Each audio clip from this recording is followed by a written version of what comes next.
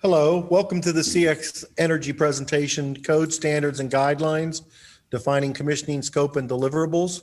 My name is Jim Magee. I'm here with Bob Knoedler, and we are going to provide you with a AIA accredited presentation. You can get your certificates of completion through the ACG staff. It's a copyrighted presentation. Our presentation is going to discuss code standards, guidelines, and sustainability metrics that commissioning providers need to be aware of and associated tasks for their work. The session is going to review different commissioning requirements currently incorporated in various codes and standards and guidelines and programs. And the commissioning providers need to understand these requirements and how they apply to OPRs, RFPs, and so forth. By the end of the course, we're hoping that you will be aware of the task documentations and deliverables required by the code standards and metrics that we discuss, and learn which energy codes and standards are incorporated with commissioning requirements in them. Also to recognize the importance of advocacy and to understand how commission requirements are currently in standards and codes. You can kind of see the layout of how we're going to go through. We'll start out with just general guidance on what codes, energy codes, standards, guidelines are out there. And then the latter half of the index is really the bulk of the presentation.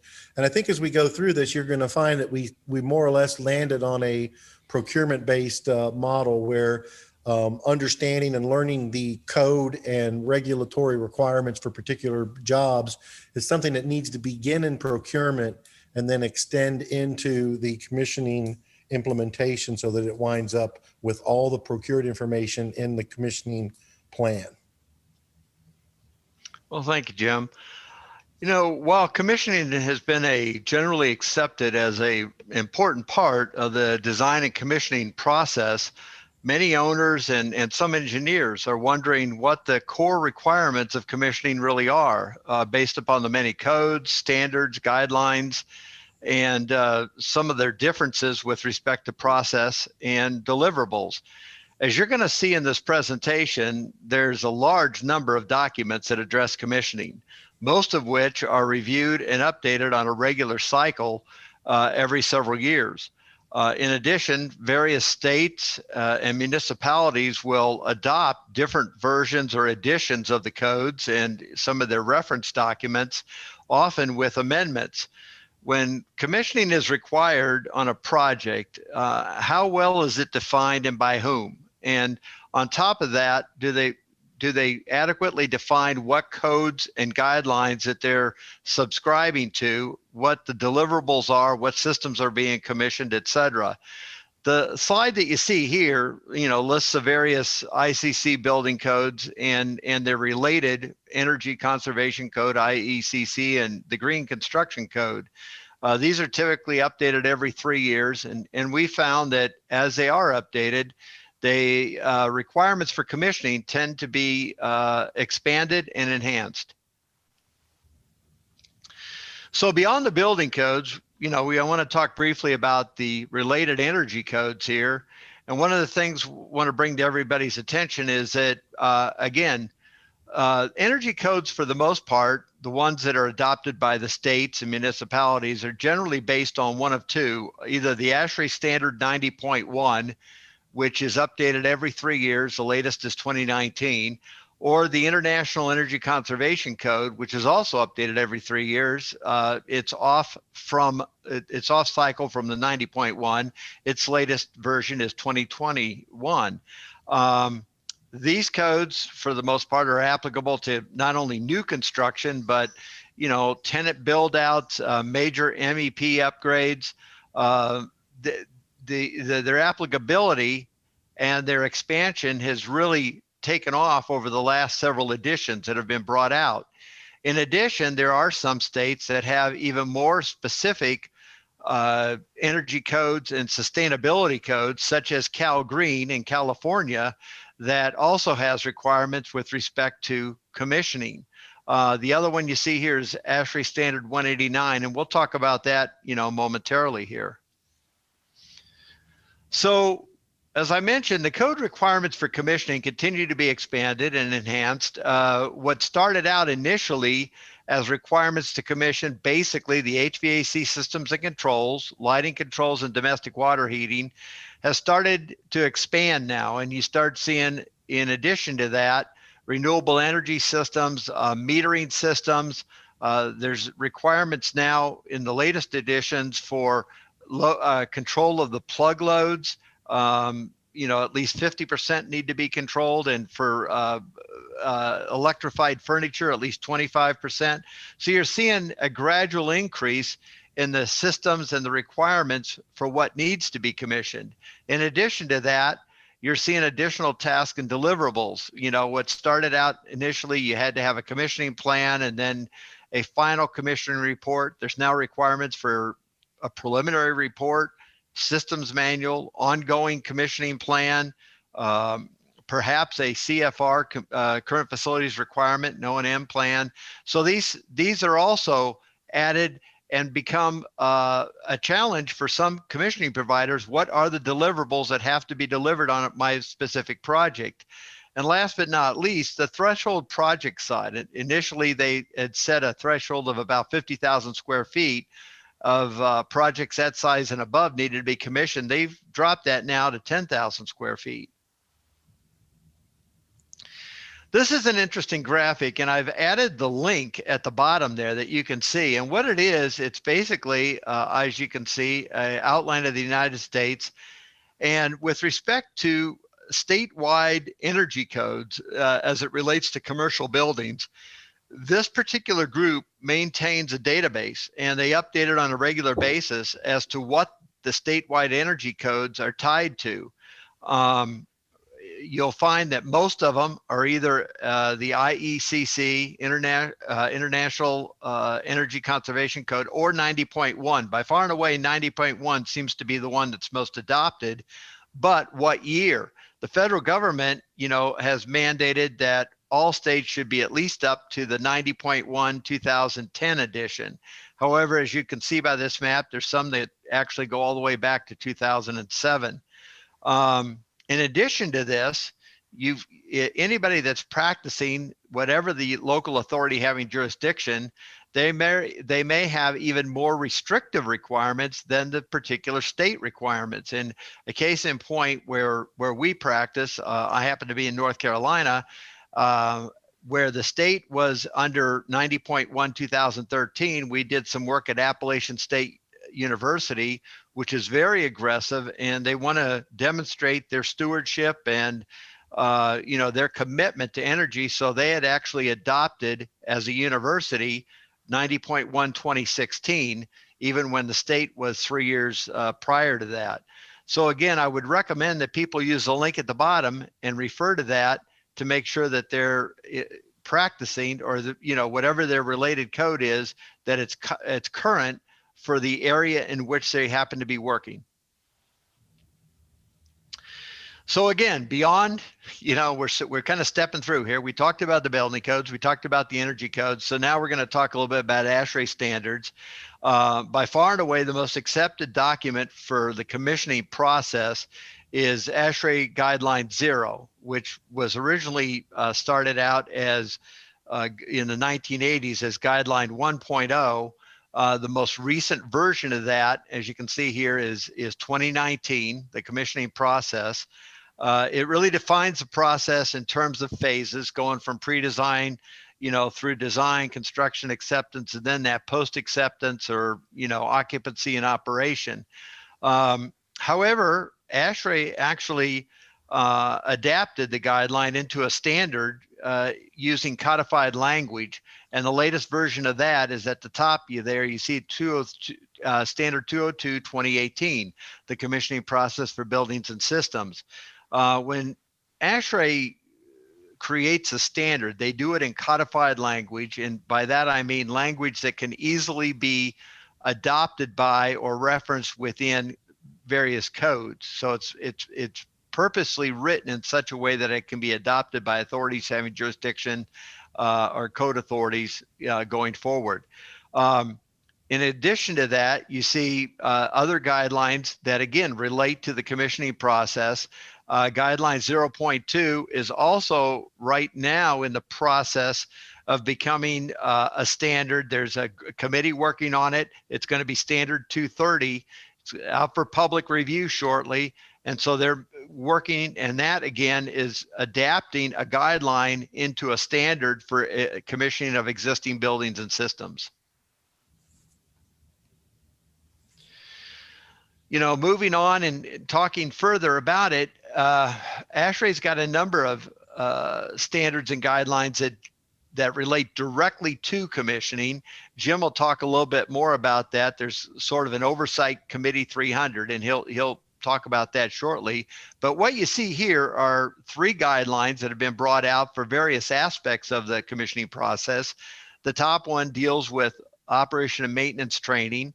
The second one, 1.4, deals with preparing systems manuals, and 1.5 deals with commissioning of smoke control systems. In addition to that, there's a couple of other committees that are working on what are proposed guidelines. Wherever you see a P, ASHRAE is in the process of developing a standard or a guideline that has not yet been formally approved. Now, 1.6 has been under development for a while, the commissioning process for data centers. 1.7 is really just starting now, 1.7P, and that's going to be a guideline with respect to ongoing commissioning. Beyond the specific standards and guidelines related to commissioning, which we just went over, ASHRAE's got other standards and guidelines, which also, in a way, reflect, and any commissioning provider needs to have knowledge of them. Really, the top 3 that you see here, standards 55, 62.1, and 90.1, that's kind of the trinity with respect to building design. It deals with environmental conditions, deals with ventilation, required ventilation, and then finally, again, the energy standard we've been talking about. And I would strongly recommend that any commissioning provider have these in their library, because they are referenced a lot and they're used a lot by designers going forward. On top of that, you can see that 189.1, there's a standard for high performance green buildings. This really contains the minimum requirements for increasing the environmental and health performance of buildings, both sites and structures. It's an important document, and again, it relates back and has reference to commissioning requirements. And then the final one, Guideline 36, deals with high performance sequences of operation for HVAC systems. With all these standards and guidelines that are out there, it really calls out the importance of consistency between the various documents. Every standard has a standing committee that oversees that standard. For 202, that is SSPC 300. And originally, when standard 189.1 was written, Jerry Kettler, who was the chair of 202, was on the 189.1 committee. And the 2 documents ended up fairly consistent with regard to commissioning process. However, recently 189.1 was updated, and I don't want to get into the minutia of what the conflicts were, but in general, it involved who was responsible for validating energy models and for verifying performance of energy efficiency quality standards. 189.1 didn't really liaison effectively with 202 before releasing the final version. And of course, we should have caught that probably on public review too. But at any rate, that's something that needs to be worked out so that the process language is consistent across the board. We all work with standard 90.1. And if you look at 90.1 and what the commissioning inclusions are in 90.1, it's not consistent with 202. So recently, SSPC 300 is now working with the standard 90.1 and the 189.1 standing committees in order to coalesce the commissioning process to be consistent among all those documents. And again, the key here is that you've got to collaborate. And one of the things I'm going to continue to emphasize throughout this presentation is the need for us as individuals, as members of companies, and as participants in associations to be advocates for independent third-party commissioning and for good commissioning practices by looking at these types of documents and providing public comment. Like Bob said, right now, Standard 230 is out for public review, which is an incorporation of Guideline 0.2, which is existing building commissioning being turned into a standard. Public comment on those types of documents is crucial to getting them right. Since we're going to switch over to association guidelines, I thought I'd do a little unabashed commercial for the guideline that we're working at here at ACG. We've been writing for over 2 years. There's about 10 to 15 core participants. We're writing a practical, independent third-party application of Standard 202, the commissioning process for building systems. And basically, we're trying to provide guidance for applying the third-party commissioning model that ACG endorses to the common industry requirements, and Ashrae Standard 202 is basically the template for that. Our committee, the guideline committee, we utilize a Teams SharePoint communication site for meetings and for collecting data and sharing documents and working on them together. And then we have a database of narratives and templates over the 2-year period. We've currently just received training in a new digital publishing platform, which we're going to be migrating our documents from SharePoint. So when we complete a narrative, we'll migrate that over to the platform so that we can begin assembling the electronic document. The vision is that the new edition of the ACG guideline will basically be a digital subscription for a publication that is under continuous maintenance. So that we'll have basically a standing committee for our guideline. And the liaison impacts for this are really quite large. By utilizing the Ashrae process, and we're also going to take advantage of the guidelines that Bob just went through, 0, 1.1, 1.2, 1.3, 1.4, 1.5, and so forth. And we also will use the terminology documents. We're helping to coalesce the industry into a common process and common terminology, which will be really a big impact on the broader commissioning industry as well. So we've spoken again in a brief recap about building codes, energy codes, and Ashrae and their impact and their documents as they relate to commissioning. So I want to move on now to association guidelines. So again, there's additional documents out there. The two of the most prominent professional organizations dealing with commissioning in the United States are the AABC Commissioning Group, ACG. That's the one that Jim was just talking about. In fact, you know, we are working actively to try to update the commissioning guideline for ACG. The other one is BCA, Building Commission Association, and they have published new construction commissioning best practices. And both of those organizations are advocates for commissioning. We would strongly recommend commissioning providers become actively engaged and help work on that collaboration that Jim was talking about. Beyond this, you see ICCG4, and again, even though it's an ICC document, it's not a code, so I kind of moved it over here. It's a guideline for commissioning, and that particular guideline provides guidance to code officials and or regulators for their use in what we call competently enforcing commissioning. It's not intended to specify the various aspects of the process in any way, shape, or form, but dealing with issues as it relates to the enforcement, the goals, and the criteria for commissioning to help code officials or authorities having jurisdiction. It really deals more with the implementation and the enforcement of commissioning practices. Some municipalities may choose to, or some code agencies may choose to adopt it. That's their choice. But it was really developed by ICC as a sister document to be used with the International Green Construction Code. The last one on there, the ANSI NEBB standard S110 2019, is a whole building technical commissioning for new construction, is another document that again defines the commissioning practice according to NBB standards and their members. You know, Bob, you could put ANSI / in front of BCA or AABC also, because they're both ANSI accredited certification programs.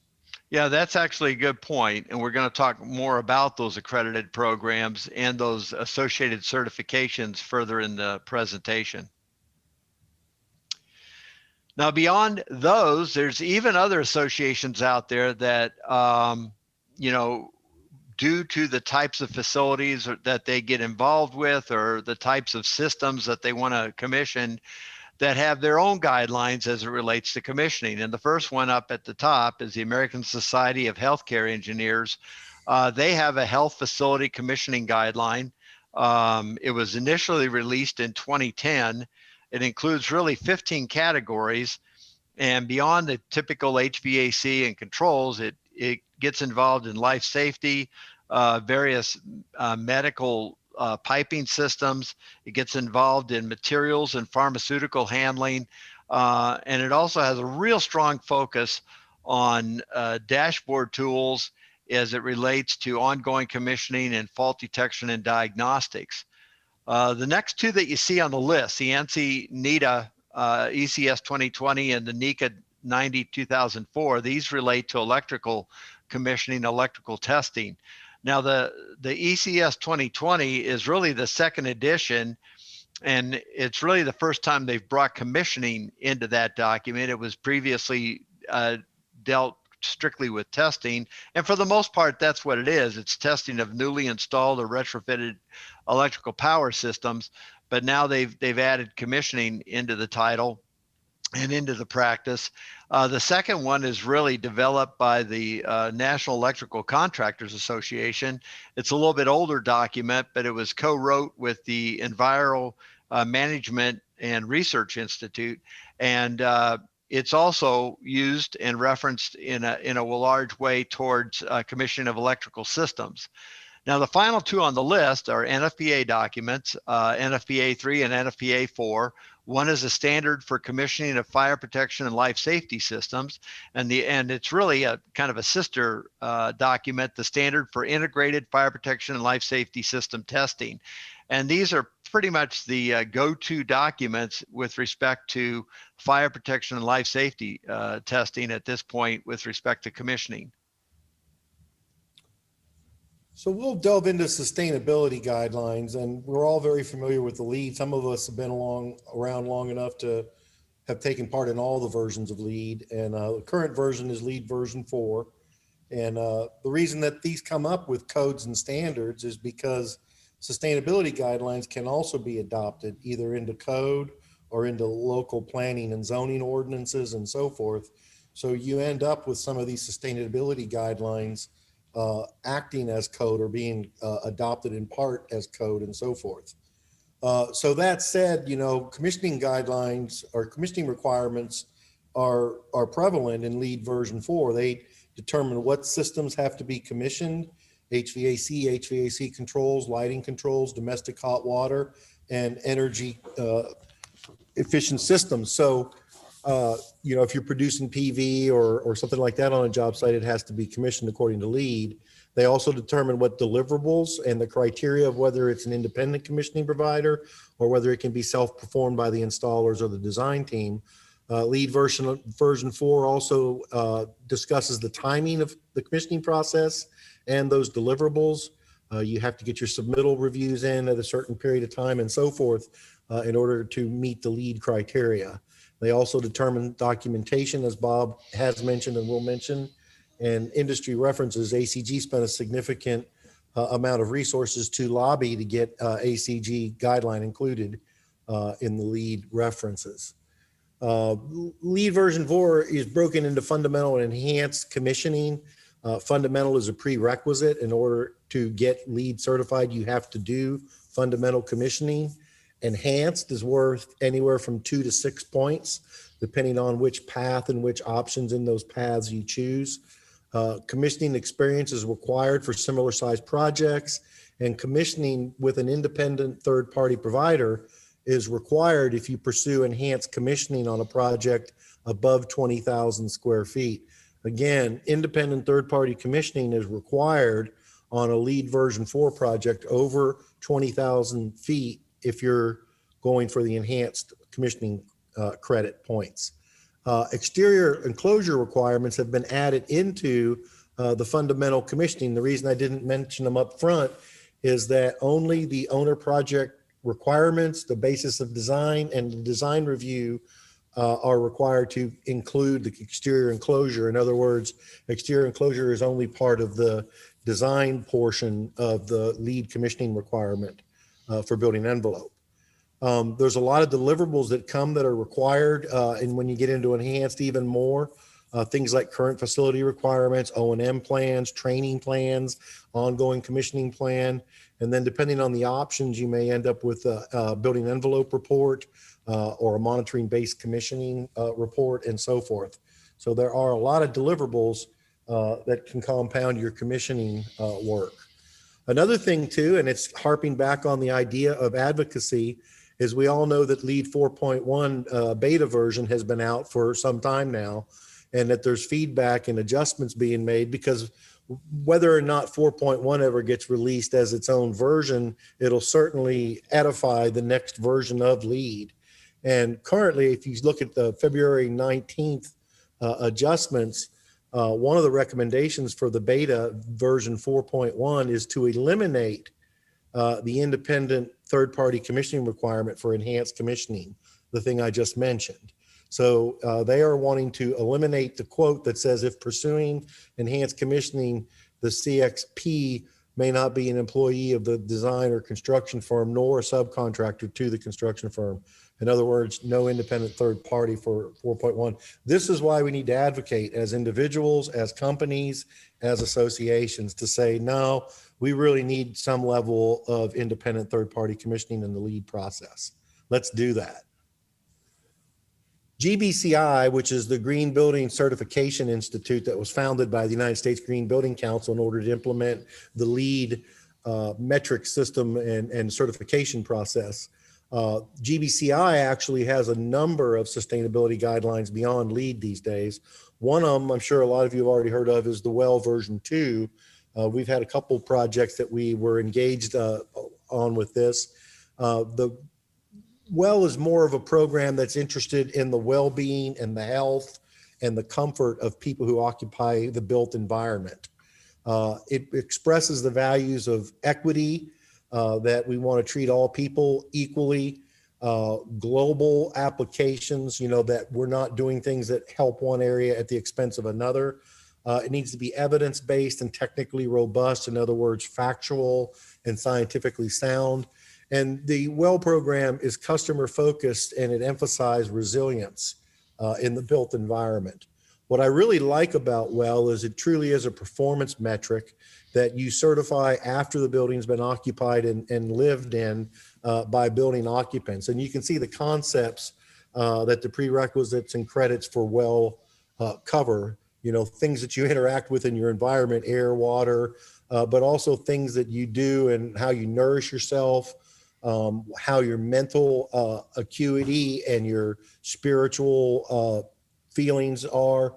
Also, there's a community component, how communities work together and so forth. So it's a very holistic program. And like I said, I really like the fact that after it's been occupied and used for a while, only then, after metrics have been collected and performance is evaluated, do the WELL testing agents come in and verify the performance of the building. GBCI also offers a number of resiliency metrics that are also sustainability. These are RELY, CITES, and PEER are three of the big ones. RELY is an approach to resilient design to assess and plan for catastrophic activities and also for extended losses of utilities to buildings. CITES is a development-based metric that looks at ecosystems and the minimal impact of habitat on the ecosystem. And then PEER is a power-focused, resilient metric that wants to make sure that we can secure continuity and power through all types of conditions and adversities. All three of these metrics use the 4 performance-based and strategic components. In other words, each of these categories has an ability in the program for you to either do a strategic analysis, a plan, and then to implement that and provide performance-based data and metrics to support that plan. And the categories are preparedness, mitigation measures, response capabilities, and recovery mechanisms. And those are really the categories that all three of these resilience metrics that GBCI puts out are working on. RELY has 50 requirements in 8 categories.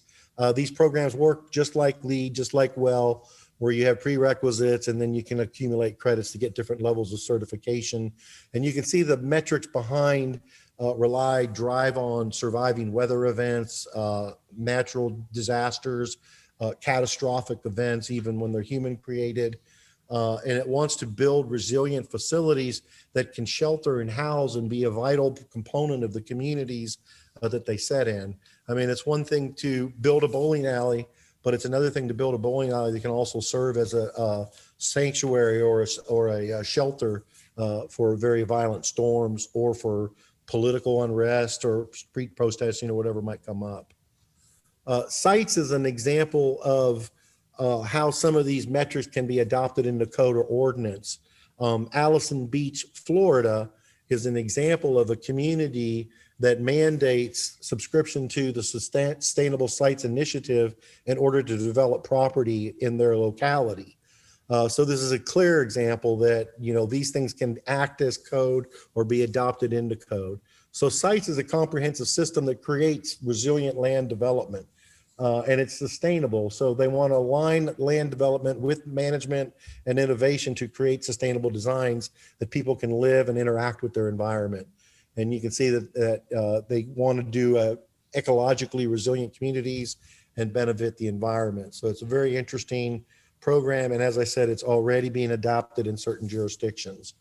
And then PEER really talks about the energy grid, whether we need to be wholly or partly on the grid, whether we should provide microgrids for ourselves, how our energy usage and production coalesces with the cities and the utilities. And they look at the broader community campuses and transit projects, but it's all about reliable, operational, environmentally sound energy sources that are resilient and can be useful for us, even when we have bad weather events or natural disasters, and that seems also like a valid and important priority to work under. So we want to kind of wrap up with respect to all the different guidelines and standards, talking a little bit about the federal agency guidelines. And again, all the different agencies, all the different departments tend to have their own guidelines, although they are all grouped under that whole building design guide. We'll talk about that in a second, which is overseen by the National Institute of Building Sciences. I just wanted to talk about 3 or 4 of them here. The NIBS guideline, National Institute of Building Sciences, Guideline 3, 2012. Now that deals with building enclosure commissioning process. So now you're looking at the building envelope. It really focuses on materials and assemblies. And there's really a lot more information in there with respect to what we call hygrothermal performance. And that's really the movement of moisture and heat through building assemblies. That's very important. A lot of people think more about commissioning with respect to building systems, but the envelope and the enclosure has taken on a lot more importance over the last 10 years. The second one is the General Services Administration. They have a commissioning guide. Again, they're probably the largest landlord in the United States between the building that they own and the buildings that they lease. They oversee all the federal government facilities. With that, you know, the overall framework for commissioning, similar to all the other processes that you've seen, they go all the way from the initial planning concept all the way through occupancy, even if that's tenant occupancy by some tenants that happen to be within their building. Veterans Administration, they've got their whole building commissioning process manual. What is important about that is they do speak to third-party commissioning, and they do want to engage the commissioning provider separate from the rest of the team. The EPA has what they call their building commissioning guidelines. They're very expansive in not only talking about new building commissioning, but also retro commissioning. They get into factory acceptance testing. They get into site acceptance testing, preventative operation and maintenance, various training activities.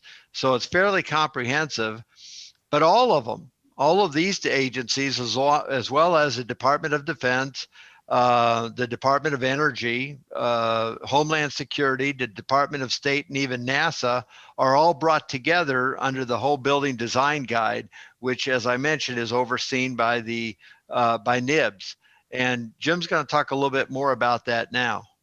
The whole building design guide is really a fantastic resource. I think most of us are aware of it, but I really do recommend going to their website. And then I think it's under construction management. You'll find commissioning, and they have a lot of really good information. Jerry Kettler, Diana Bordskopf, and myself and others. Jerry did a rewrite of the pages on the whole building design guide recently, and we all reviewed it and we submitted some changes. So NIBS, as the leader of WBDG, and the WBDG committee themselves are definitely open to input and guidance moving forward, which leads me into the discussion I want to bring up. The United Facilities Guide specifications, which are what is written by WBDG for the government through NIBS leadership, results in things like this Corps of Engineers specification that we see on a lot of projects. And what this is a total building commissioning specification, which the commissioning guideline has formed a WBDG channel that, as we've gone through writing some of the practical approaches to doing core jobs, we've really realized a lot of issues in these specifications, and we've sent in interpretation requests and requests for change to WBDG, and we're being very active on that front at ACG. But to get into this, you can see that the commissioning firm is allowed to be certified by, is allowed to be certified by any of a number of agencies, ACG, NEB, ICB, TAB, so forth and so on.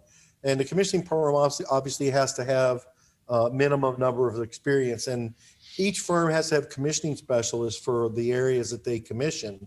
And what this discussion is really about is about the electrical technical commissioning specialist. And you can see that this technician is responsible for electrical, lighting systems, power distribution, emergency power, renewable energy, metering, so forth. And what's really interesting is that they require NETA certification and 5 years experience in order to do commissioning, which I think one of the points that overrides this conversation is that NETA is an electrical testing association, not a commissioning association. And yet we see this UFGS specification basically single sourcing NETA to do electrical commissioning work on their projects. So if you look at total building commissioning, the lead commissioning specialist, again, this is the generalist, the commissioning provider, the commissioning authority, we used to call them. And they can be ACG, BCA, AEE, University of Wisconsin, you name it, the lead commissioning specialist can be certified by any. But what's really interesting here is when you read the spec carefully, you'll see that each technical commissioning specialist is required to be directly employed by the commissioning firm. And so they have a table about different types of experience, but noticed that the specialty contractors, the electrical side of this, requires the NETA qualified testing agency to work directly for the commissioning firm. And see, this is a problem because in order to be NETA certified, you have to work for a NETA firm. And in order to be a NETA firm, you have to do about 70% of your business in NETA testing. Not even large electrical firms are NETA certified for that reason. Those are special niche firms that specialize in electrical testing. And I think most of us in the commissioning industry wholeheartedly support electrical testing, but electrical testing is not commissioning. If you look at the mechanical technical specialist, again, you see it's a broad field, just like they show for the electrical, but the certifications are numerous to do the commissioning, whether it's NEBB or BCA or whomever it is, they're allowed to do that. So when you then look at the commissioning technical specialist, you'll see it's just single sourced to the National Electrical Testing Association for 5 years. And the problem isn't so much that they require this, but this is a good thing to do electrical testing. But the issue is that most commissioning firms couldn't, or probably all commissioning firms cannot do this work now because they're not NETA certified. So it really presents a problem and really creates sort of a niche group of people that can do work. So I thought, well, maybe that's kind of similar to building envelope, and let's see how the UFGS spec addresses the building envelope. And when I looked at that, we talked about this earlier because the air barrier is separated mostly in 07 section. But you see that they do reference the installer and the Air Barrier Association Council, but they include the language or other third-party air barrier association.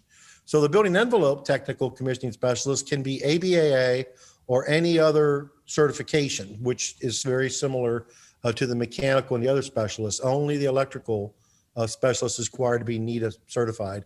And this is important because when you submit on these projects, after award within 30 to 60 calendar days, you have to submit the credentials and the qualifications of your technical commissioning specialists. And most commissioning companies in the country will not be able to provide a NETA certified electrical commissioning specialist. I looked also, it's interesting because these are the 0191001510, and the 1510 is a specification where the lead commissioning provider and the commissioning firm work directly for the contractor. So when you turn over the UFGS spec for the other side of the coin, where the government hires the lead commissioning provider, what they do here is they have a CxG, which is the overseeing commissioning provider. And then the contractor has what they call CxCs, contractors, commissioning providers. And those are a lot of the electrical technical specialists that will do that work. But what my point is when the government is hiring the commissioning provider, they still mention the NETA testing, but they don't mention the part about the firm has to have that NETA testing specialist as a direct employee.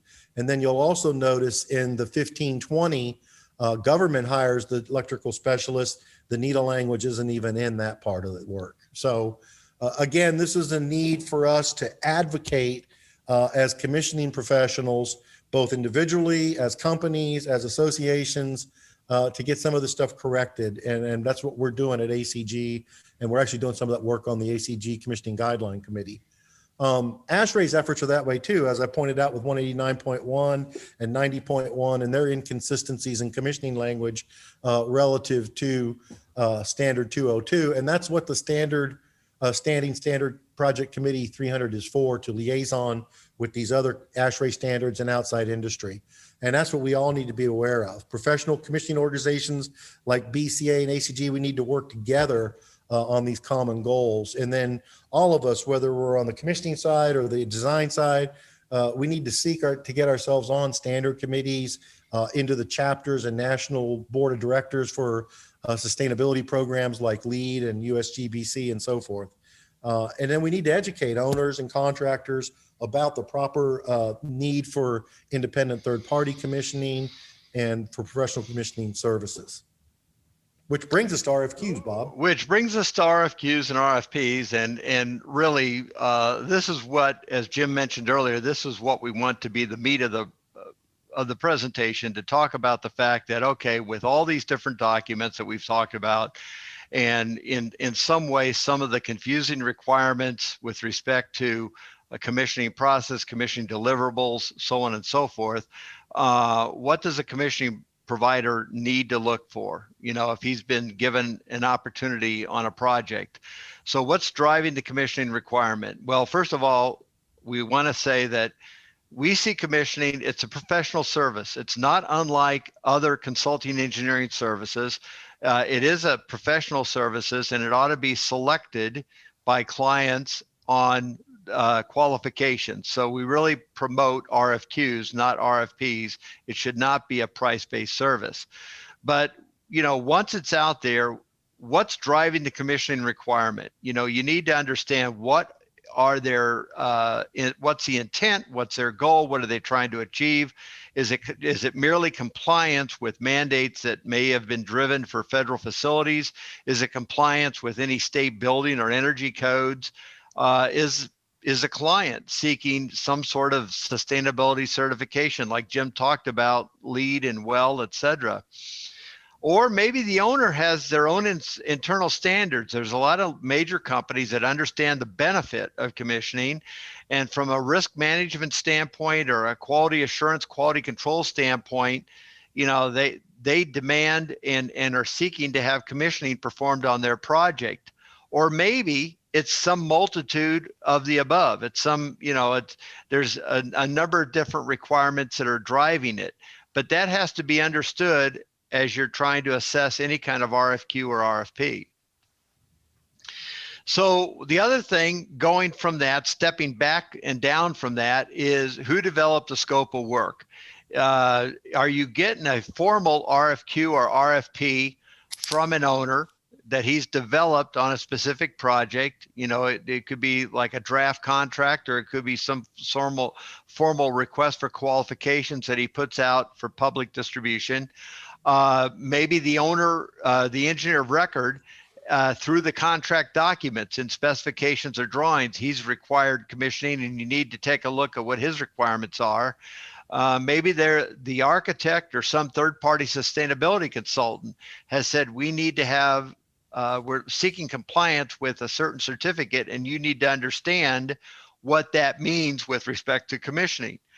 Or it's possible that the contractor, maybe he has a requirement within his documents, and he has to engage a commissioning provider in order to get the work accomplished on his particular project. But all that drives back to what we talked about earlier. What are the codes? What are the guidelines? What are the standards that are being referenced? And how does that play into what you as a commissioning provider need to develop, need to deliver? And is it specific enough in terms of its deliverables? So one of the things that we're working on is, Jim talked about this upgrade of the ACG commissioning guideline. Part of it's going to actually include within it recommendations from a procurement standpoint.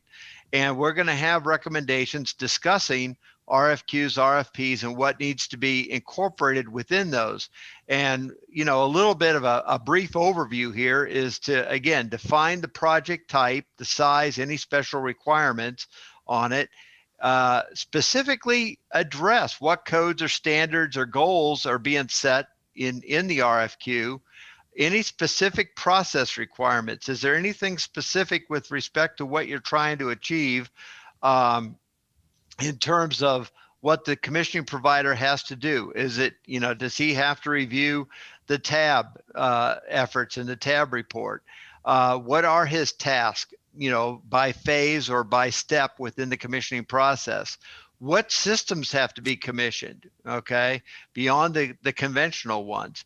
And then with respect to the process, the phases or requirements, we've seen very detailed RFQs put out by some owners, very sophisticated owners, as to what they expect during each phase of the commissioning process, all the way from pre-design to post-acceptance.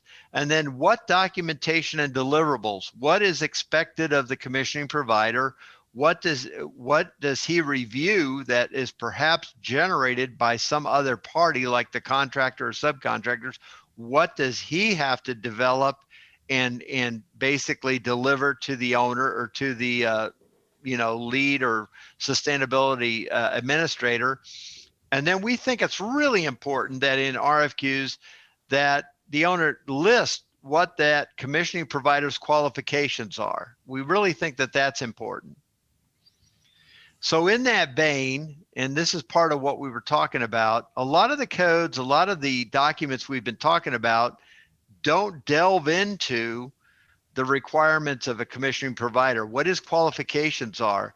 With the exception of the UFGS specs that Jim talked about a little while ago, a lot of them have not gotten into that type of detail. However, some years back, the Department of Energy and NIBS got together and they developed criteria for commissioning professionals. And it was kind of a job task analysis of what the qualifications needed to be. And then out of that grew what became a certification process that needed to be accredited by an agency. And so ACG's CXA certification, and there's others out there as well, like BCA, CCP. They've met those requirements and they have been accredited. Their certifications for individuals, CXA, CCP, CBCP, have been accredited by ANSI, and they meet that requirement. And we think it's important, going forward, that, if owners are evaluating solicitations for commissioning, that they evaluate the companies and the individuals that are going to be doing that work, that commissioning work. So one of the things that we promote, to talk about is the company certified through a national organization like ACG or BCA? Are the specialists that are going to work on the project, are the commissioning providers certified through an accredited program, like I just said, CXA, CCP, et cetera? Third-party independence. Does that commissioning provider, he's not associated with the AE of record, he's not associated with the contractors. We think that in order to be objective and to be responsive to the owner, we think that's absolutely essential. What is their experience in the type of project and the size of project that the owner is soliciting work for? In other words, is it a small office building, or is it a sophisticated lab facility, or is it a $2 billion airport? What kind of experience does the commissioning provider have in that area? What's their experience with control systems, tab procedures, troubleshooting of systems to help resolve issues? And then really, we think they should always solicit references from prior clients, contractors, and vendors. Okay, that's really important. So what we have here, and this is really taken right out of the candidate handbook from ACG, for what the qualifications are to become a certified commissioning provider, in our case, a CXA, a CXP. And you see it's kind of a combination of two things. On the left, you have the column of education. On the right, you have the experience. And you really put those together. If a person is a licensed architect or professional engineer and has 3 years of commissioning experience, he would be eligible to sit for the examination. And then you can see it works itself down, that if he didn't have a higher degree, he was, let's say, had a high school diploma or GED, but he had 10 years of experience in the industry, and at least 5 of those were in commissioning, that he could sit for the exam. So there is a rigorous evaluation that's done, and if you want to become certified, you enter one of these programs. And again, this is the one for ACG.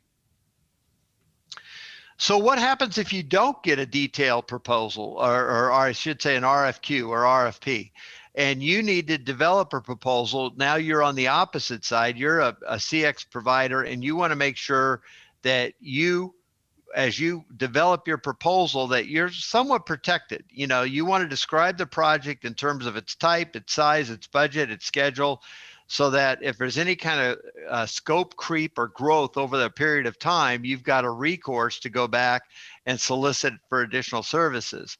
You want to tie your scope to whatever code or guideline, is out there. You want to specifically call out the systems that are going to be commissioned. And if there's any special requirements that the owner's seeking, as we talked about, some sort of certification under a sustainability group like LEED or like WELL, that's all important in developing your proposal. And these are the kind of things we're going to talk about in the ACG guideline as well.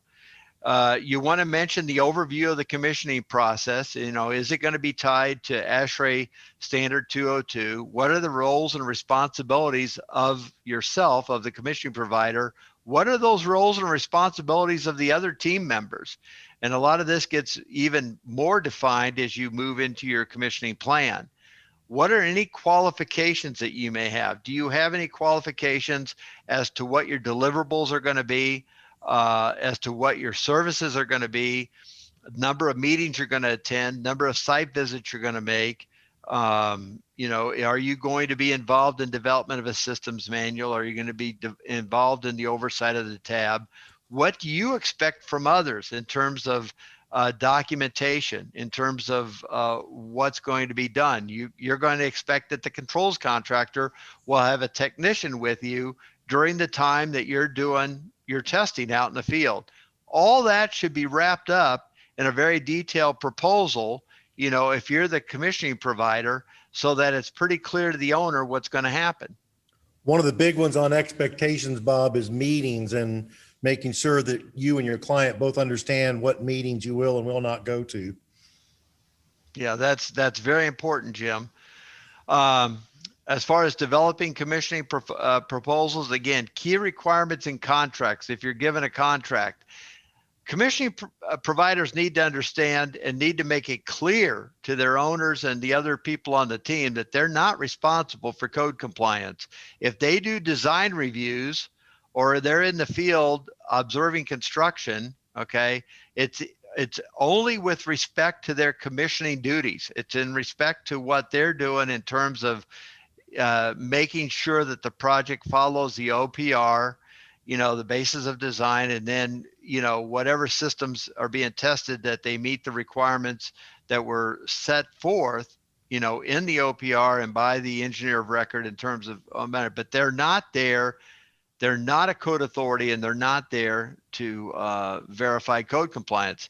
With respect to sustainability, their tasks are really limited to those particular credits that have been assigned to them with respect to fundamental and enhanced commissioning, and how they would interface with whatever that sustainability or lead administrator, what their role is. Maybe the commissioning provider is required to upload his documentation to lead online, but that has to be clearly called out. And then any post-acceptance or warranty responsibilities with respect to a 10 or 11-month walkthrough of the facility, discussions with the operators, discussion with the occupants, any monitoring or review of utility or trend data on maybe a quarterly basis during the first year. This all has to be well-defined, if not in the proposal, at least in the contract that they end up signing, with their client.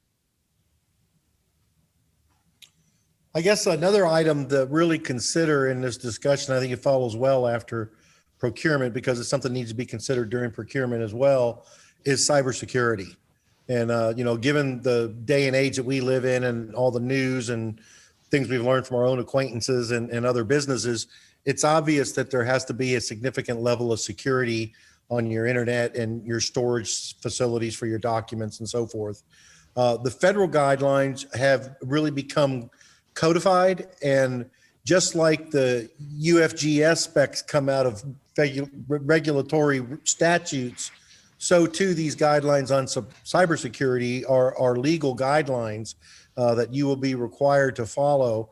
And I think as you look forward, you can see that these levels of security of the cybersecurity maturity model certification program, it has 5 levels from performed all the way up to optimized. And you're going to see this in projects moving forward. It addresses the federal contract information and unclassified information. In other words, this has a lot to do when you're on a federal job, when you're receiving intellectual content from the client, whether it's drawings, specifications, change orders. How do you secure these documents? And, we're not just talking about paper anymore. We're talking about electronic storage locations, and how do we keep private information from getting into nefarious hands or even just being spread into the public. The CMMC program is a model framework containing 18 domains based on cybersecurity best practices. So it locates the domains and gives you key sets of capability for the cybersecurity. And then you look at each of those domains and you determine what are your capabilities. How do I comprise a security system to protect these domains? And then the capabilities are comprised of using practices and processes that then implement those capabilities to protect your documents.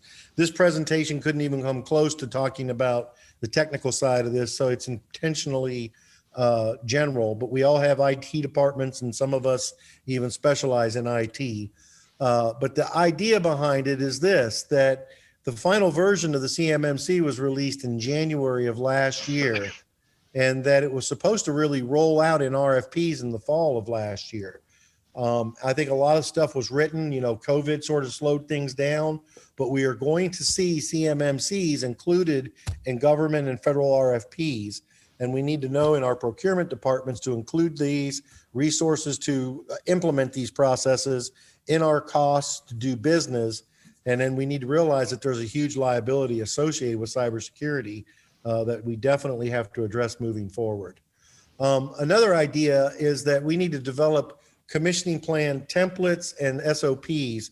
And Bob and I both, our companies, we discovered we actually developed this in procurement where we do equipment lists, project overview lists, and things like that. And so particular types of projects, like for example, the Kentucky Building Code has adopted the International Energy Conservation Code, which therefore means that system commissioning is a code requirement on appropriately sized buildings in Kentucky.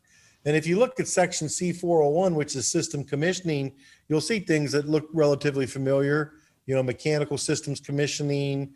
Then you see that there's a commissioning plan, but suddenly you realize system adjusting and balancing. So test and balance, according to the IECC, tab is part of the commissioning process. So both air side balancing and hydronic system balancing need to be either included or excluded in your IECC C408 proposal. So you move forward and you see functional performance testing, a preliminary commissioning report, acceptance report, documentation, but then you get down and you see systems balancing report. That's again a tab deliverable that may or may not be needed to be excluded from your work. And then you see other things that you would expect, final commission report, but then you see lighting system functional testing at the end of this. And what's interesting is on these types of projects, the commissioning is contractor driven. So when you see a lighting system functional testing, that may not be in your scope of work if you're working for the mechanical contractor. So you really have to understand how all this parses out. Are you doing tab within your commissioning scope? Are you doing lighting controls as well as HVAC and so forth? So this is where the templates and the SOPs come in. We like to develop, little matrices, and I've simplified a lot of the things that we do just to illustrate the points. But here's a project. Yes, it's code jurisdiction. It's C408. Yes, we'll do the system commissioning, mechanical systems. We'll probably say no for the tab. We'll do the mechanical functioning, no for the balance report. We'll probably do the final commission report and the lighting systems. But by laying it out like this, it's very important that you exclude the parts of this code that you're not going to do in your scope of services, because otherwise you can get into executing the project and your contractor or owner that has hired you is assuming you're including everything in the IECC commissioning requirements. We do a standard project overview form for most of our projects. And this starts in the procurement phase where we lay out the name of the project and then, participants in the project, who's on the project team, the key dates, design, pre-bid meetings, warranty dates, as much information as we can, what contract documents are available during the procurement process. And then we also look at what systems are commissioned. Bob's mentioned this several times, and we go down through all the different systems in our checklist.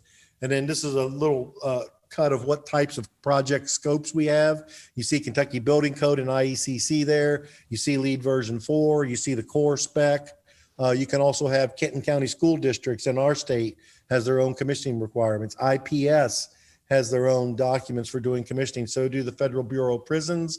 The Kentucky Division of Engineering and Contract Administration includes commissioning in their architect engineer project manuals.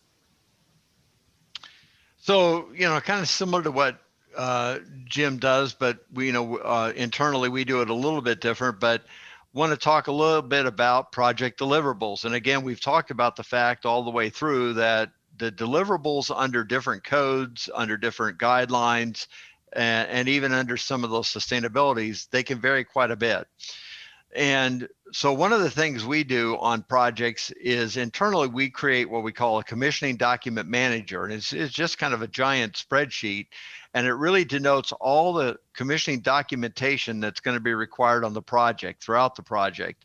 So what we'll do is we'll list all the tasks and documents required for the project tracking. And that could, include various design reviews, the development of checklists for all the different systems, development of functional performance test scripts, any integrated systems testing, and then all the way through to the final document deliverables, like a preliminary final report, the final report, systems manual, O&M plan, CFR, ongoing commissioning plan. And the whole idea with that is that's maintained throughout the project, and it's really helpful on large projects. We get involved in projects that are well over $2 billion. So this is a great document. It helps the project manager. It's updated on a regular basis, at least monthly. It helps him to recognize the percentage complete, how many different items have been done or completed or developed or in process. And then at the same time, it helps other team members. If we have a team of individuals, commissioning individuals working on one specific project, and they need to be able to go in there and see where we are in terms of development, in terms of completion, and so on and so forth. So it's really helpful as we go through that. But then again, stepping back into the project deliverables, particularly the final deliverables, okay, a lot of times there's repetition required. If you take a look at what the contents are supposed to be between some of these final deliverables, both on the contractor side and on the commissioning provider side, and even within the ones on the commissioning provider side, there may be multiple deliverables that are supposed to have the same exact content. So the question becomes, does the client really need repetitive copies of the same information? For example, the as-built control drawings, after they're being reviewed, does it have to be included in the systems manual and the O&M documentation and the final commissioning report? Probably not, okay? So why not place the information in the most applicable deliverable, and then in the other deliverables, refer them back to that? Because again, you're delivering all of these as a set to the owner. And so it's really important that they understand, what's to be delivered and what's to be referenced. So one of the things we do is we create a matrix, of those deliverables on each project, what's required by, again, the project and its scope and the codes or guidelines under which we are following. And it'll list, again, all the various deliverables associated with a project, starting out with the OPR and moving itself down through the BOD, the current facility requirements, the commissioning plan, all the various checklists, the tests, and then all that other documentation towards the end, O&M data. And what we'll do is we create this checklist in this matrix, and we basically say, what is included in each of these final deliverables? If it's not included, what does it need to reference to another final deliverable, okay, and where it's contained? And then what deliverables are not within our privy? What are the responsibility of the contractor? So what we call a content matrix becomes our kind of final responsibility and content matrix for the final deliverables on a project. Well, by now you've invested an hour of your life in our presentation. So Bob and I hope that you've gotten some value out of it, that it's been helpful to you. I'll start with advocacy in terms of summarizing it and go to the last point, that personally, corporately, as an association member, it's very important for us to continuously advocate for independent third-party commissioning and for appropriate industry-wide accepted practices for performing commissioning services. And we do this by engaging in public review and comment and utilizing liaison activity, like joining associations and being involved in conferences and meetings and doing public reviews of documents and providing input moving forward. And Bob, I'm gonna let you wrap all this up with the other 5 points. Yeah, so I appreciate that, Jim, and I can only echo what he said in terms of advocacy and getting engaged, in a very collaborative effort with your peers, okay, in these professional organizations, because what we've tried to show today is that there's numerous codes, standards, guidelines, and they continue to evolve, and they're constantly updated on a regular cycle, anywhere from 2 to 3 years, and history has shown us that with respect to commissioning, those requirements tend to both expand and evolve over time. So it's really important that for two aspects to try to work towards that collaborative effort to try to standardize between all these different codes. And then at the same time, to understand as a commissioning provider that it's important to you to educate your owner in terms of RFQs and RFPs, what needs to be included therein. And then also when you're developing a proposal to protect yourself in terms of how you define your scope, define what needs to be included or not included, what qualifications you might have. And then I think from an efficiency standpoint, as within your own company, to develop these templates to use, what Jim and I were showing you, these templates that help you to track the project, and then with respect to final deliverables, help you in terms of what needs to be included or referenced in terms of the final set of deliverables that you hand off to your owner or client. So with that, we deeply appreciate the time that you spent today. Our contact information is on this final slide, and we look forward to attending next year's CxEnergy 2022. Without a mask, Bob. Without a mask.